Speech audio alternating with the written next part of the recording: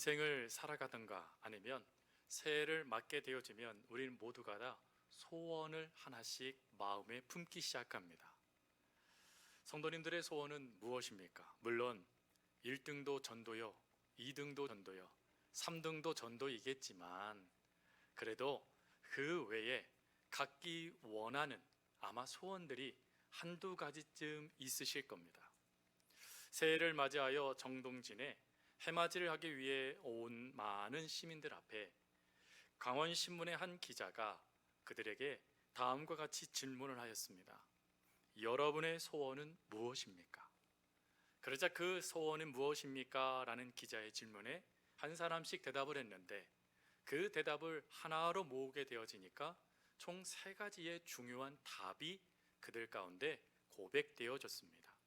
그 첫 번째 답은 3위의 답으로 코로나19가 종식되었으면 좋겠습니다 라는 소원을 이야기했습니다. 또 두 번째 소원은 가족이 건강했으면 좋겠습니다 라는 소원을 이야기하더라고요. 그리고 마지막 3번째 소원, 이것을 봤더니요, 참 그렇다, 저게 우리가 가장 원하는 것이지 하는 생각이 들었어요. 3번째 소원은 행복하고 싶습니다 라고 이야기를 하더라고요. 즉 더 이상 고통당하지 않고 올해만큼은 좀 신나게 웃고 즐거워하며 가족과 함께 행복한 삶을 살고 싶습니다 라는 고백을 그 기자의 질문에 하는 모습을 보면서 저도 공감이 되었습니다. 여러분, 사실 우리의 인생에 우리가 원하는 것, 물론 이 3가지 외에도 참 많은 것이 있습니다. 근데 그런 많은 것들이 우리가 원하는 대로 이루어지면 얼마나 좋겠습니까? 근데 안타깝게도 우리가 원하는 바람과 그리고 또 우리가 믿는 믿음과 다르게 그 모든 것들이 다른 방향으로 흘러갈 때가 있습니다. 즉 오늘 본문에 나와 있는 흉년이라고 표현되어져 있는 수많은 궁핍과 어려움, 아픔과 고통, 슬픔과 불행들이 혹 우리의 삶에 찾아오면 어떡하지? 라는 걱정과 함께 더불어 그 아픔 가운데 힘들어하며 올해를 시작한 성도도 있을 겁니다. 그러다 보니 소원, 그것을 마치 사치처럼 여겨서 에이, 이 소원 가져도 소용없어 라고 이야기하며 그 아픔 가운데 힘들어하는 성도도 계실 거예요. 그러나 여러분, 우리가 기억해야 될 것은 하나님은 우리의 인생이요, 흉년의 인생이 되도록 내버려 두시는 분이 아니십니다. 하나님은 우리의 인생이요, 하나님의 은혜 가운데 풍성한 추수의 은혜를 나누는 복된 인생이 되기를 하나님은 원하신다라는 것입니다. 그러면 이러한 하나님의 원하심의 삶을 살아가기 위하여 우리 삶에 흉년으로 표현되어지는 수많은 것들이 우리 사람 삶에 다가오기 전에 우리가 믿음으로 대비하며 어떤 삶을 살아갈 때 하나님은 흉년의 인생이 아닌 풍년의 인생으로 우리의 삶을 올 한 해 마무리해 주실까요? 오늘 그 답을 나오미의 가정을 통하여 발견하길 원합니다. 여러분, 나오미의 가정은 베들레헴에서 살다가 베들레헴의 흉년이 들자 모압 땅으로 이민을 가게 되어집니다. 근데 그 모압 땅에서 이민을 가 그 땅에 있는 여인들을 며느리로 삼고 가정을 아름답게 세웠지만 문제는 10년이라는 세월 동안 이 가정에 불행과 고통스러운 일들만 넘쳐나게 되어집니다. 즉 흉년이 이들 삶에 강하게 다가와 결과적으로 이 가정에 여인 3명, 과부 3명만 남는 흉년의 인생이 되고만 것이죠. 여러분, 그렇다면 왜 나오미의 인생에 이러한 어려움들을 하나님은 맞닥뜨리도록 그에게 흉년의 역사를 일으키셨을까요? 그것은 나오미의 잘못된 삶의 모습 때문이었습니다. 즉 하나님께서 그들을 강제적으로 이끄신 역사도 있지만 그 강제적으로 역사하시도록 할 수밖에 없었던 나오미 가정에 영적인 문제가 있었다는 것입니다. 우리들도 그 영적인 문제가 무엇인지를 안다라면 우리 삶에 철저하게 대비해서 이러한 흉년의 역사가 이루어지지 않는 복된 인생으로 우리의 삶이 귀결되어지는 역사의 삶을 올 한 해 살아갈 수 있지 않겠습니까?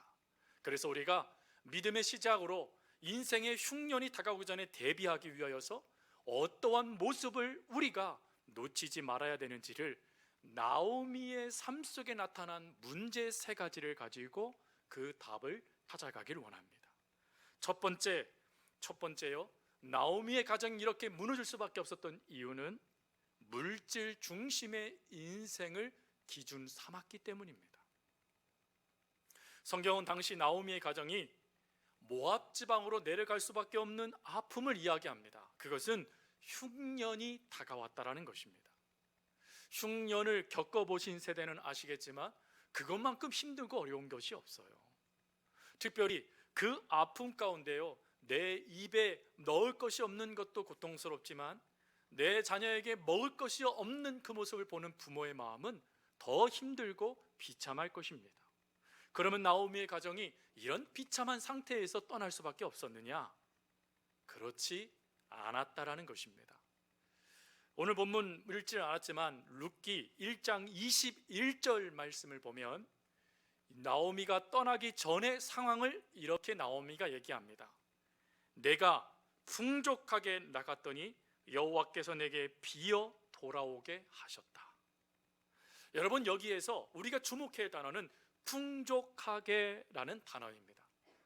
이 풍족하다라는 단어는 크게 두 가지의 해석을 이야기합니다.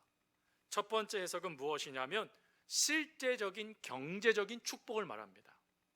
나오미의 가정을 신학자들은 그 당시에 널리 알려져 있는 귀족 중에 부유한 자라고 이야기합니다. 즉 부자였다라는 거예요. 부자. 여러분, 부자였던 나오미의 가정에 흉년 한 번 맞았다고 그 가정에 있는 사람들이 굶을까요? 그렇지 않을 거예요.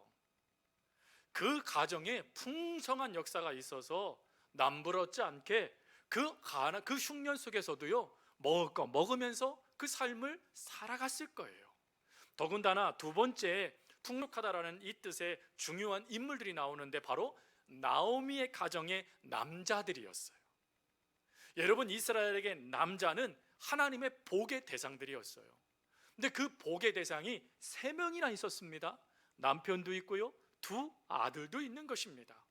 즉 나오미의 가정은 남 부러울 것 없는 가정이었다라는 거예요. 근데 남 부러울 것 없는 가정에 하나님이요 복을 주셨어요. 마치 엘리멜렉과 나오미의 이름의 뜻을 합쳐버려서 설명하듯이 말입니다. 엘리멜렉과 나오미의 이름을 뜻을 합치면 이렇습니다. 하나님은 나의 왕이십니다. 하나님은 나의 왕이셔서 우리들의 가정을 돌봐주셨고 지켜주셔서 하나님 나오미 기뻐할 수 있도록 도와주셨습니다 라는 이 놀라운 은혜를 누리는 삶을 이 가정이 살고 있었다는 것입니다. 그러면 여러분, 이런 삶에 무엇이 부족하겠습니까? 흉년 조금 찾아온들 하나님이 때를 따라 복을 주시고 기쁨을 주시고 은혜를 주시고 그리고 그 가정의 곳간이 가득한데 말입니다.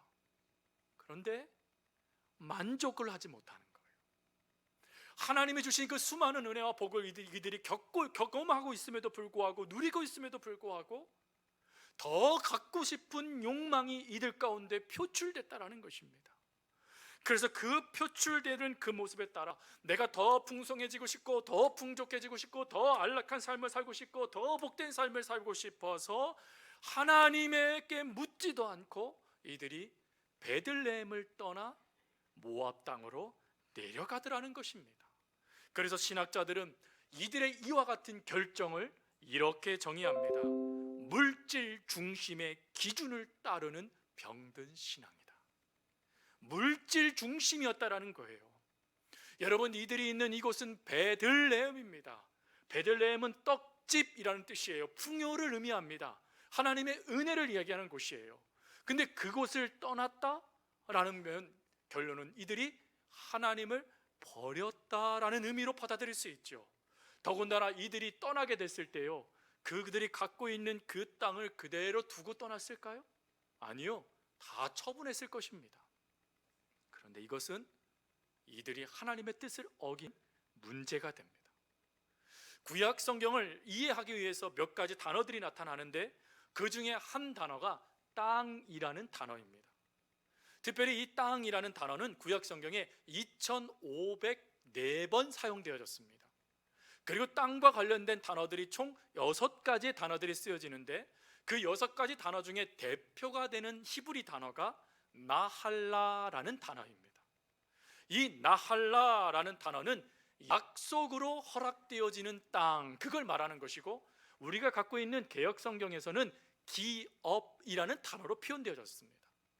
즉 하나님께서 약속하신 것을 우리에게 허락하셨다라는 의미로 나할라라는 히브리어가 사용되어졌는데, 이 나할라라는 히브리어는 또 다른 의미로 위탁함을 받다라는 의미를 갖고 있어요. 즉 내게 허락받은 땅이 내게 아니라는 거예요. 단지 내 가정에 허락되어진 은혜라는 것입니다. 그래서 여러분, 그 위탁받은 땅을, 내가 가정이 끊임없이 그 땅을 차지하려면 위탁해 주신 이의 뜻을 따라야 돼요. 그래서 위탁해 주신 이의 뜻을 따르기 위해서 기업이라는 단어가 나올 때마다 항상 어떤 단어가 그 다음에 설명되냐면 여호와의 말씀을 지켜 행하라 라는 말씀이 기록되어집니다. 즉 땅은 단지 약속, 기업으로 끝나는 것이 아니라 하나님의 백성으로서의 구별된 삶을 살아가는 표가 바로 땅이었다라는 것입니다. 근데 그 땅을 버리고요 모압 땅으로 내려갔다라면 결론은 이들은 거꾸로 생각을 해보면 하나님 말씀을 더 이상 지키지 않겠습니다. 나 하나님께서 위임해 주신 이 땅, 나 이거 버리겠습니다. 나 이제 하나님 없이 살아가겠습니다 라는 영적인 병든 신앙을 보여주는 것이라는 거죠. 여러분, 이런 영적 신앙의 모습을 놓치게 되어져서 영적으로 병들게 되어지니 하나님의 뜻보다요 세상의 가치가 귀하게 여겨지는 거예요. 여러분, 이것은 올 한 해 여러분과 제가 살아가는 이 삶 속에 반드시 점검해 봐야 돼요. 여러분, 우리가 하나님의 뜻대로 살아가기를 원하지 않습니까? 그래서 여러분, 제일 우리가 듣고 싶은 게 뭐죠? 하나님 뜻 알고 싶어요 라고 여러분 기도하잖아요. 여러분, 그 뜻이 그대로 기록된 게 성경 말씀이에요. 말씀을 지키면 그것이 하나님의 뜻을 지키는 것입니다. 근데 그 뜻을 우리가 놓치게 되면 반드시 세상의 가치관이 저와 여러분들을 주장하기 시작할 거라는 거예요. 그러면 하나님 없는 삶에 만족하며 하나님이 아닌 세상의 물질에 사로잡혀 그것들을 선택하는 올 한 해가 될 거라는 것이죠. 그래서 이러한 삶이 나타나지 않도록 우리는 주의해야 돼요. 근데 안타까운 것은요, 우리가 살고 있는 이 사회가 이미 물질 만능으로 가득한 사회라는 거예요. 미국의 심리학자 교수님 중에 에드 디너라는 교수님이 계세요. 이 에드 디너라는 교수님이 한국 사회를 진단을 했습니다. 그래서 한국 사회를 진단해서 그것을 평가하여 논문을 제출해 주셨는데 그 내용을 압축하면 2가지로 이야기 돼요. 첫 번째로는 한국인은 지나치게 물질 중심주의 나라이다. 무슨 말이죠? 돈 거린다는 거예요. 엄마도 돈, 자식도 돈, 아빠도 돈, 딸도 돈, 다 돈 거린다는 거예요. 그리고 그 돈에 완전히 사로잡혀 삶을 살아가고 있는 나라가 대한민국이라는 것입니다. 그리고 또 이렇게 얘기합니다. 한국인의 물질 중심적 가치관은 세계 최빈국 잠바부에보다 심하다. 최빈국보다도 심할 정도로 돈에 사로잡혀 있다는 것입니다. 여러분, 이렇게 물질의 모든 것들이 사로잡혀 있다 보니까 이 영향이요 교회 안에도 밀고 들어온다는 거예요. 그래서 교회 안에 교회가 정책을 정하게 되어졌을 때 안타깝게도 돈이 있으면 실행을 하고 돈이 없으면 중단하거나 시작조차도 하지 않는다는 거예요. 근데 여러분, 여기서 우리가 기억하셔야 될 것이 있죠. 우리 교회에 돈이 있느냐 없느냐보다 더 중요한 것은 우리 교회가 하나님의 뜻대로 가느냐 가지 않느냐가 더 중요하다는 거예요. 여러분, 우리의 주변에 수많은 교회들이, 또 수많은 성도들이 하나님의 복과 은혜를 받아 성장하게 되어지는 모습들을 보게 되어지면 한 가지의 중요한 답이 있습니다. 그건 뭐죠? 그들이 하나님의 뜻에 목숨을 걸었다는 거예요. 하나님의 뜻에 목숨을 거니까 하나님이 교회에 물질의 복을 도와주시고 사람을 도와주시면서 하나님의 일을 할 수 있도록 역사하시더라는 거예요. 또 가정은요, 하나님의 뜻에 집중하니까 하나님이 그 가정에 복을 주시더라는 것입니다. 성도 여러분, 올 한 해 우리가 집중해야 될 것은 돈이 아니라 그 돈을 허락하시는 하나님이십니다. 하나님의 중심의 이 역사가 왜 중요하죠? 그것은 여러분, 우리가 더 많이 갖고 더 많이 가지려고 애를 쓰면 쓸수록 여러분 마음이 가득 채워지고 만족되시더라뇨? 되십니까? 아닌 것 같아요. 작년을 한번 생각해 보세요. 여러분, 내가 만족합니다 라고 말할 수 있는 성도가 몇 명이나 되겠습니까? 대부분은 만족하지 못합니다. 부족한 것 같습니다. 예, 그 돈이 우리를 만족시켜주지 못하더라는 것이죠. 그리고 만족시켜주지 못하는 그 돈이 끊임없이 우리의 삶에요 구멍만 크게 만든다는 거예요. 이 모습에 대해서 프랑스 사상가였던 파스칼은 이런 말을 했어요. 모든 사람의 마음에는 하나님이 만들어 주신 공간, 공백이 있대요. 구멍이 있대요, 구멍. 근데 그 하나님이 만들어 주신 공간이 있는데 그 공간은 세상의 어떤 것으로 채울 수 없고 오직 하나님께서만 예수 그리스도를 통해 채워주시는 공간이다라고 말을 했습니다.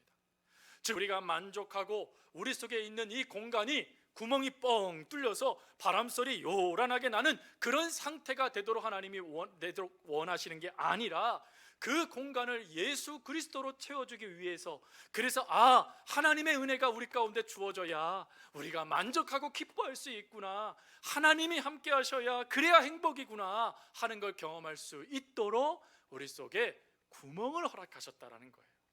여러분, 그래서 성경 말씀을 보세요. 성경 말씀에 보면 우리가 어느 때 만족한다고 말합니까? 시편 107편 9절 말씀에 보니까 이렇게 고백을 해요. 그가 사모하는 영혼에게 만족을 주시며 줄인 영혼에게 좋은 것으로 채워 주심이니라. 여러분, 누가 만족해 주신대요? 하나님이요. 누가 채워 주신대요? 하나님이요. 여러분, 물질이 여러분들의 마음에 그 공백을 채우는 게 아니라 하나님이 채워주신다라는 거예요. 비록 내 상황은 흉년과 같아요. 올 한해 펼쳐지는 게 흉년처럼 여겨질 수도 있어요. 그러나 그럼에도 불구하고 우리가 기뻐하고 감사하며 찬양할 수 있는 것은 우리의 그 모든 상황을 뛰어넘어 우리의 모든 걸 채워주시는 하나님이 계시기 때문이라는 것입니다. 여러분, 이 은혜를 사도 바울은 또 고린도후서 3장 5절에 이렇게 말을 해요. 우리가 스스로 만족할 것이 아니니 우리의 만족은 오직 하나님으로부터 나느니라. 누구에게서 주어진다고요? 하나님으로부터 주어진다라는 거예요. 성도 여러분, 물질이 우리를 만족시킬 수 없습니다. 물질은 또 다른 물질을 갈망하게 만드는 목마름만 우리에게 주어요. 그러나 하나님은 우리에게 만족을 주시며 하나님은 우리의 필요를 채워주시며 우리의 인생이 하나님이 되어졌을 때 누릴 수 있는 복과 역사들을 끊임없이 우리의 삶 속에 불어넣어 주시는 분이십니다. 그러니 올 한 해요, 물질이 여러분의 인생의 중심이 되지 않도록 끊임없이 여러분 삶을 점검하십시오. 그리고 혹 그런 일들이 발생되기 전에 하나님 중심의 믿음의 신앙을 세워 가십시오. 그럴 때 여러분과 저는 흉년의 인생이다라고 탄식하며 눈물 흘리는 인생이 아니라 오 하나님 풍년입니다 라고 감사하며 하나님을 찬양하는 복된 인생이 될 것입니다. 그리고 두 번째, 나오미가 왜 실패했냐? 그것은 신앙적으로 권면해주는 친구가 없었기 때문입니다. 다른 말로 영적 친구가 부재했기 때문이에요. 여러분, 친구라는 이거에 대해서 인디안들은 이 친구라는 단어를 이렇게 설명을 하더라고요. 내 슬픔을 자기 등에 짊어져 지는 자. 즉 내가 힘들고 어려울 때 그 힘들고 어렵고 눈물 짓는 그 아픔을 대신 짊어지는 자를 친구라고 이야기했습니다. 그럼 예수님은 뭐라고 얘기하셨을까요? 예수님은 요한복음 15장 13절에 친구를 위하여 목숨을 버리는 자가 친구다라고 말을 했습니다. 즉 친구를 위해 내 모든 것을 헌신할 수 있는 자, 그게 친구래요. 그리고 이런 친구에 대해서 사도 바울은 빌립보서 말씀, 특별히 빌립보서 1장 3절부터 4절 말씀에 가보면 그 친구 중에 특별히 하나님께서 허락하신 영적 친구는 어떤 자들인가, 그들에 대해서 기뻐하며 설명을 하는데, 그는 뭐라고 설명하냐면 이렇게 설명을 합니다. 내가 너희를 생각할 때마다 나의 하나님께 감사한다. 즉 영적 친구가 내 곁에 있으면 감사하게 되더라는 거예요. 감사. 그리고 두 번째로 간구할 때마다 너희 무리를 위해 기쁨으로 항상 간구한대요. 즉 감사만 넘치는 게 아니라 삶의 기쁨도 있대요. 그리고 또 말합니다. 너희가 첫날부터 이제까지 복음을 위한 일에 참여하기 있기 때문이라. 무슨 말이죠? 동역자가 있는 게 친구라는 거예요. 여러분, 영적인 친구가 우리 가운데 있으면 우리는 감사하게 됩니다. 영적인 친구들이 우리 가운데 있으면 우리는 기뻐하게 되고, 그리고 하나님이 맡겨주신 사명들을 온전히 감당해낼 수 있는 힘과 능력을 얻게 된다는 것입니다. 여러분, 이러한 영적인 친구를요, 유진 피터슨 목사님은 뭐라고 또 설명하냐면 영적 성숙을 위해 가장 필요한 존재다라고 설명을 했어요. 영적 성숙을 위해서 말입니다. 그리고는 이렇게 설명을 합니다. 영적 우정은 영성에서 매우 과소평가를 받는 측면이 있다. 우정은 사실 우리 영성의 기도나 금식과 다를 바 없이 중요하다. 성례에서 물과 포도주가 사용되는 것처럼 우정은 평범한 인간 경험을 취하여 거룩한 것으로 변화시키는 능력이다. 즉 우리 주변에 영적인 친구들이 있으면 그 영적인 친구들이요, 그들의 그 모습을 가지고 우리를 거룩한 존재로 변화시켜가는 놀라운 능력자들이 되어준다는 것입니다.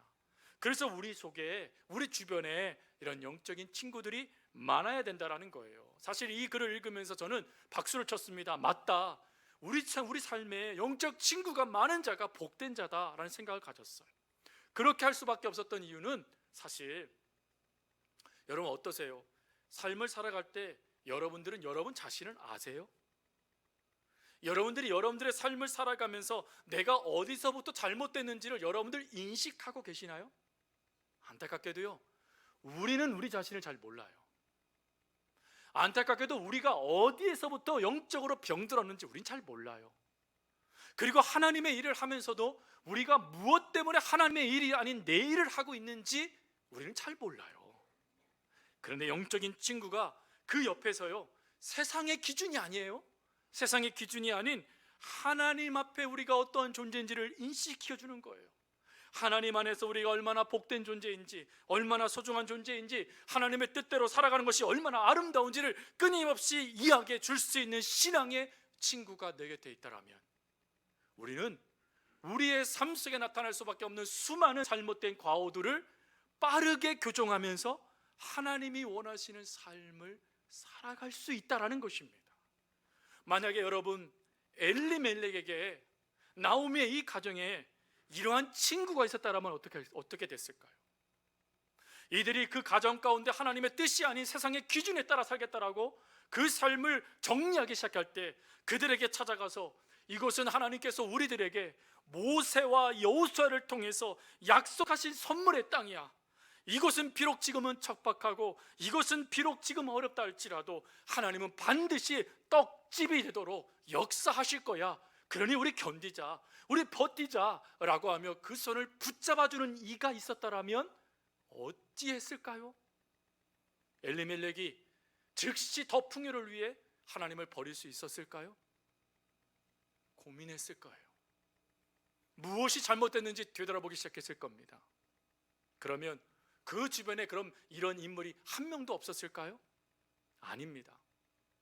후에 나오미가요, 자기의 며느리 룻과 함께 돌아오게 되잖아요. 그리고는 한 집, 자기네 친족 집의 땅에서 그 곡식을 거두고, 후에는 그 친족 집의 그 부인이 되고자 움직이게 되어지지 않습니까? 근데 그때 보아스가 어떻게 하죠? 하나님의 말씀대로 합니다. 즉 사사기 시대에 하나님의 말씀을 지키고 있는 친족이 있었다라는 것입니다. 그러면 그 친족에게 찾아가서 내가 이런 걸 하려고 그러는데 어떻게 하면 되겠느냐, 한번 논의해 볼 수 있지 않겠습니까? 또 보아스가 이 가정을 향하여 찾아오지 않았을까요? 찾아왔을 거예요.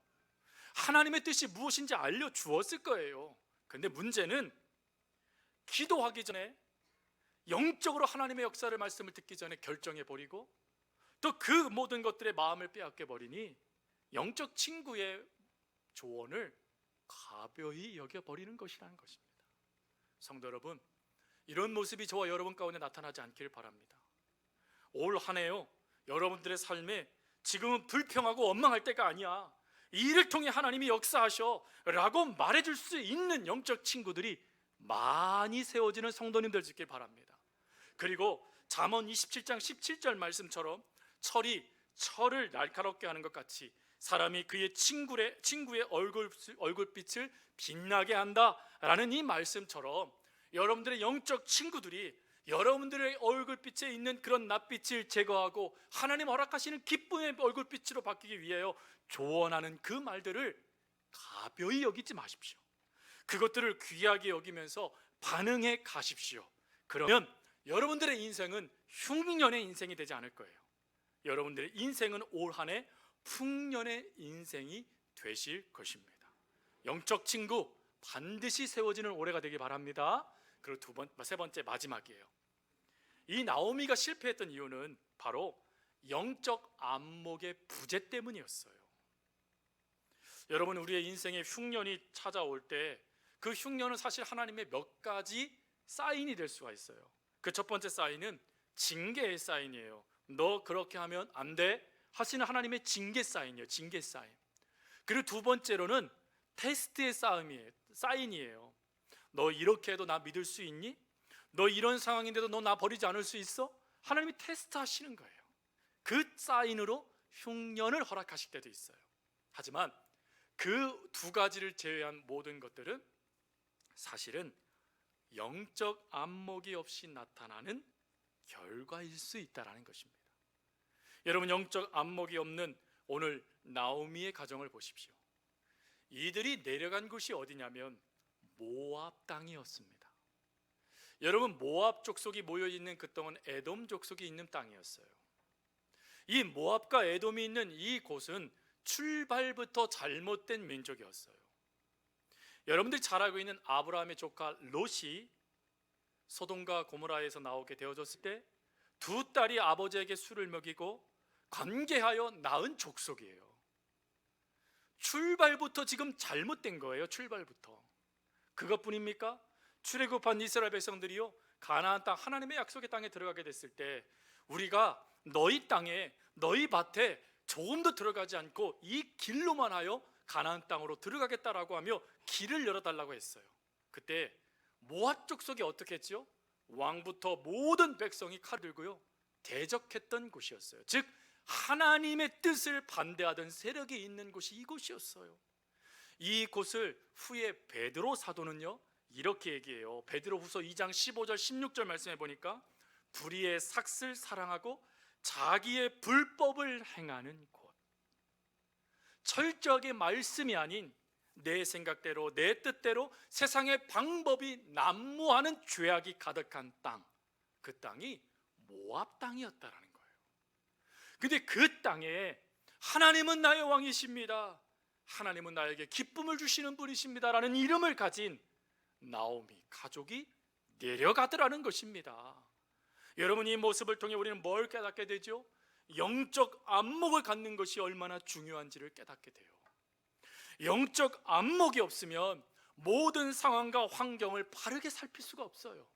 그리고 그 속에 담겨져 있는 진짜 진리와 그리고 그 가정, 그 상황을 뛰어넘어 역사하시는 하나님의 역사를 발견할 수 없게 된다는 것입니다.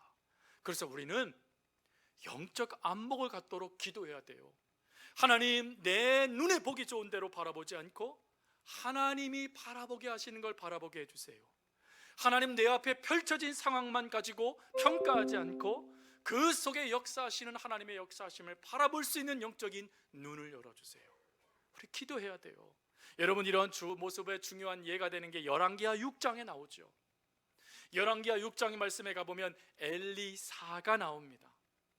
여러분, 엘리사가 살아있는 동안에 아람 군대는 단 한 번도 이스라엘을 점령하지 못했어요. 왜? 엘리사가 하나님의 뜻을 깨달아 그것을 왕에게 전달하여 전쟁을 대비할 수 있었기 때문이죠. 그런데 그것이 속상했던 아람 왕이 엘리사를 죽이면 이스라엘을 내가 먹을 수 있다고 생각했어요. 그래서 엘리사가 있는 도단성으로 군대를 보냅니다. 그리고 자그마한 도단성을 켜켜이 에워싸서 이 엘리사를 죽이려고 칼을 들이밀어요. 새벽에 엘리사의 종이 눈을 떠서 성벽에서 밖을 내려봤더니요, 난리가 난 겁니다. 아람 군대가요 뺑 둘러서서 자신들을 잡겠다라고 지금 그곳에 진을 치고 있었던 거예요. 이 모습을 보자마자 그 종은 이렇게 말합니다. 아하, 내 주여, 우리가 어찌하오리까? 아하라는 이 단어는 성경에 몇 번 등장하는데 강한 탕식과 강한 절망을 말하는 단어입니다. 절망할 수밖에 없는 상황이라는 거예요. 왜요? 자신의 눈으로 봤더니 군대가 너무 많은 거예요. 근데 이때 엘리사는 어떡하지요? 이렇게 말을 합니다. 두려워하지 말라. 우리와 함께한 자가 그들과 함께한 자보다 많다. 그리고는 기도해요. 하나님, 저 종의 눈을 열어주십시오. 그러자 그의 두 눈이 밝아집니다. 밝아져서 하늘을 봤더니 불말과 불병과가 그들보다 더 많이 에워싸고 있는 모습을 보게 되어져요. 성도 여러분, 무엇이든지 육신의 눈으로 바라보면 인간적인 그 생각에 사로잡힙니다. 육신의 눈으로 바라보면 여러분들의 그 상황은 여러분들을 충분히 두렵게 하고 절망시키실 거예요. 하지만 영적인 안목으로 바라보기 시작하면 여러분 그때 하나님을 향한 신뢰함이 더 강해질 거예요. 아, 하나님이 역사하시는구나. 하나님이 나와 함께 하시는구나. 하나님이 선하게 인도하시는구나. 정말 하나님은 살아계시는 분이시구나. 여러분 믿게 되실 거예요. 또한 믿을 뿐만 아니라 당당히 그 상황에 대면하는 여러분들의 믿음의 모습을 발견하시게 되실 겁니다. 말씀 마칩니다. 성도 여러분, 오늘 올 한 해에 여러분들의 삶에 참 다양한 일들과 다양한 선택을 하게 되는 역사들이 나타나실 거예요. 그런데 그때 기억하세요. 영적 안목이 생기기 전에는 결정을 서두르지 마십시오. 하나님이 여러분들에게 눈으로 보여주고 믿음으로 반응하게 하실 때에 움직이십시오. 그때 움직여도 늦지 않아요. 그게 가장 바른 길이고 빠른 길입니다. 그리고 그 일들을 하게 됐을 때 여러분 주변에는 영적 친구들과 그것을 나누십시오. 그리고 그들의 조언을 귀 기울여 들으세요. 그리고는 어찌 해야 될까요? 첫 번째가 있잖아요. 세상 중심의 기준이 아닌 하나님 중심의 기준이라 말씀드렸죠. 그러니 그 모든 것들을 가지고 하나님 앞으로 가십시오. 하나님께 기도하세요. 그리고 선언하세요. 하나님, 하나님의 뜻대로 살아가겠습니다. 하나님이 말씀하시는 대로 순종하겠습니다 라고 기도하세요. 그럴 때 여러분과 저의 인생은 흉년을 경험하는 나오미의 인생이 되지 않고 풍년을 경험하는 복된 성도의 삶이 되실 것입니다. 그 은혜가 올 한 해요 믿음으로 시작하는 이 1월 달에 결정되어지고 결단되어지고 그리고 그 삶을 살아감으로 누리는 하나님 하셨습니다 고백은 올 한 해가 되어줄 수 있기를 간절히 주님의 이름으로 부탁드립니다.